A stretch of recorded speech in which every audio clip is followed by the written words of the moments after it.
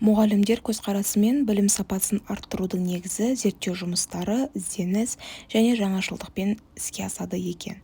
Білім берушілерден алынған ғылыми зерттеу жұмысының көпшілігінің нәтижесі бойынша дәріс сабақтарында, түсіндіру сабақтарында Canva және Miro қосымшасын қолдану арқылы жүзеге асырады.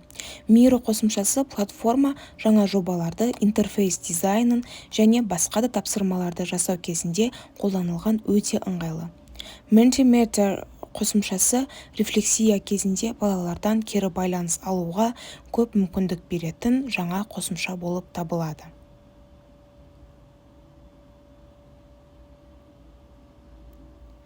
Kahoot қосымшасы бізде сабақты қызықты әрі жеңіл өткізуге мүмкіндік беретін қосымша құрал болып табылады.